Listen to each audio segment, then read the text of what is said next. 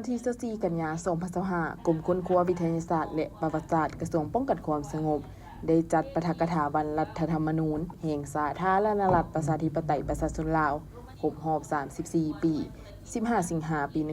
1991 15 สิงหาคม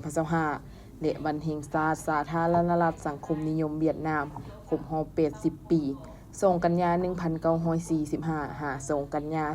2025ปาฐกถาโดยพันเอกอุ่นเหือนอุดมสิทธิ์ห้องหัวหน้ากลุ่มค้นคว้าวิทยาศาสตร์และประวัติศาสตร์มีคณะผักคณะกลุ่มแผนกนายและพลตำรวจเข้าร่วม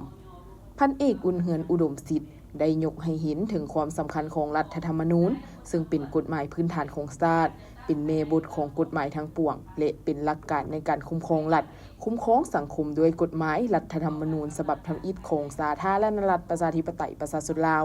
ได้ถึงหับโฮงในวันที่15 สิงหาคม 1991ซึ่งเป็นเหตุการณ์ประวัติศาสตร์ที่สำคัญที่ได้วางพื้นฐานอันหนักแน่นให้แก่การสร้างรัฐแห่งกฎหมายรับประกันสิทธิและผลประโยชน์อันชอบธรรมของประชาชนบรรดาเผ่าตลอดระยะ34 ปีผ่านมารัฐธรรมนูญได้เป็นพื้นฐานให้แก่การสร้างและปรับปรุงระบบกฎหมายต่างๆอย่างต่อเนื่องเป็นกลไกสำคัญปกป้องเอกราชอำนาจธิปไตยและพื้นแผ่นดินอันครบถ้วนของชาติพร้อมกันนั้นยังได้ส่งเสริมการพัฒนาเศรษฐกิจสังคมปกป้องสิทธิเสรีภาพและประชาธิปไตยของประชาชนเฮ็ดให้ชีวิตการเป็นอยู่ของประชาชนได้รับการยกระดับสูงขึ้นอย่างบ่หยุดยั้ง